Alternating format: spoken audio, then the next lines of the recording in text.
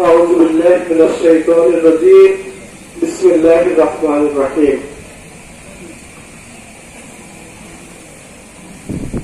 الحمد لله رب العالمين الرحمن الرحيم مالك يوم الدين إياك نعبد وإياك نستعين اهدنا الصراط المستقيم صراط الذين أنعمت عليهم غير المغضوب عليهم ولا الضالين আমিন।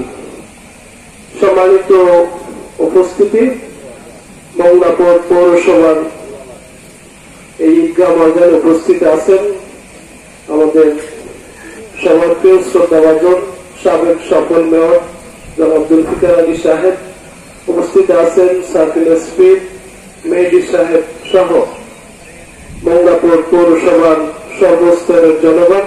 সকলকে জানাই আমার ব্যক্তিগত এবং সরকারের পক্ষ থেকে সালাম। আসসালামু আলাইকুম ওয়া রাহমাতুল্লাহি ওয়া বারাকাতুহু। শুকরিয়া জ্ঞাপন করছি মহান রবের কাছে, যিনি আজকে আমাদেরকে এই পবিত্র ঈদগাহে উপস্থিত হওয়ার তৌফিক দান করেছে। সকলে বলি আলহামদুলিল্লাহ।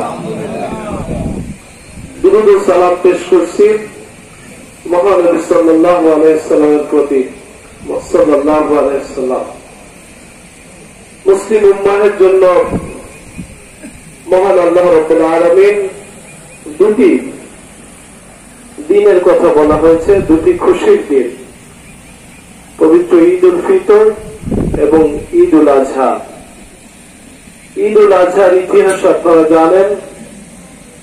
আমাদের প্রিয় নবী হযরত ইব্রাহিম আলাইহিস সালাম যখন তার প্রিয় পিতৃকে হযরত ইসমাঈল আলাইহিস সালামকে কুরবানি দেওয়ার জন্য আল্লাহর পক্ষ থেকে হুকুম এসেছিল, হযরত ইব্রাহিম আলাইহিস সালাম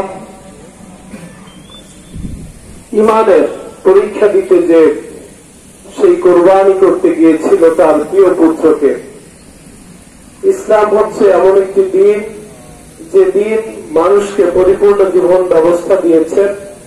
সে কারণেই মহান রব্বুল আলামিন আমাদের উম্মতকে বিভিন্ন বিষয়ে বিভিন্ন উপায়ে পরীক্ষা করেন। হযরত ইব্রাহিম আলাইহিস সালামকে সেরকম একটি পরীক্ষা দিয়েছিলেন যে তুমি তোমার প্রিয়, যে পৃথিবীতে তোমার সবচেয়ে যে প্রিয় আপনজন তাকে তুমি কোরবানি করো। তখন ইব্রাহিম আলাইহিস সালাম তার প্রিয় পুত্র ইসমাঈল আলাইহিস সালামকে কোরবানি করতে যে তখন আল্লাহ তার পরীক্ষায় যেহেতু পাশ করেছেন সেহেতু তার প্রিয় পুত্রের বদলে একটি উট কোরবানি করেছিলেন।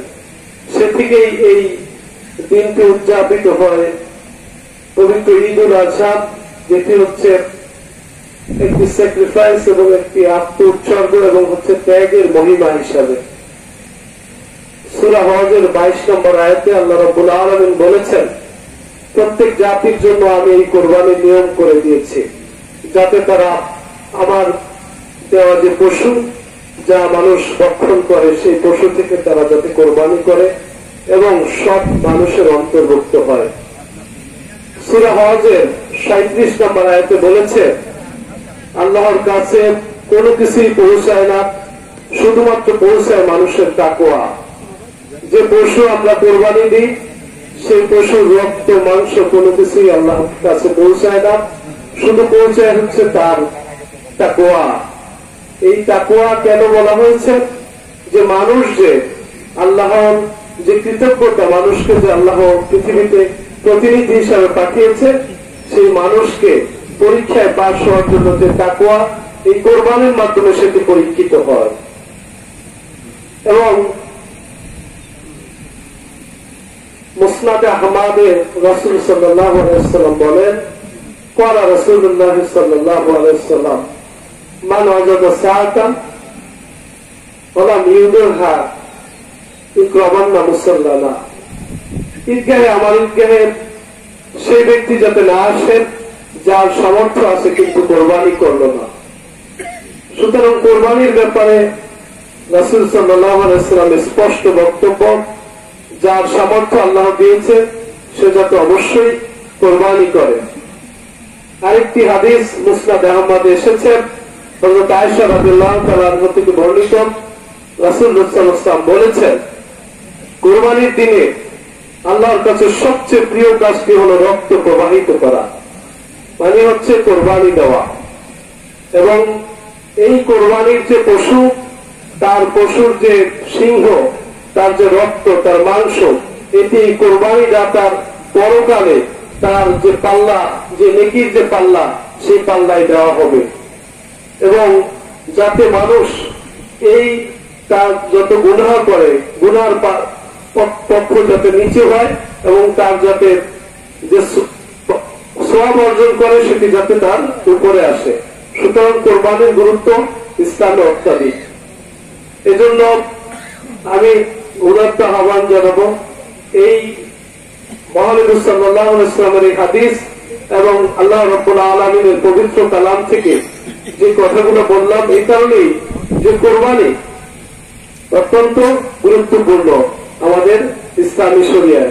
সুতরাং যারা সামর্থ্য আছে কোরবানি দিবেন, পাশাপাশি কোরবানির পরে যে বর্জ্য ব্যবস্থাপনা, সেটি যাতে আপনারা সুন্দরভাবে পরিষ্কার পরিচ্ছন্ন রাখেন, পরিবেশটি যাতে খুব সুন্দর হয়, সেজন্য আমি বলবো।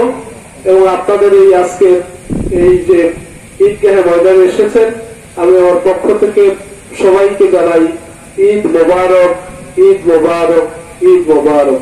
আসসালামু আলাইকুম ওয়া রাহমাতুল্লাহ।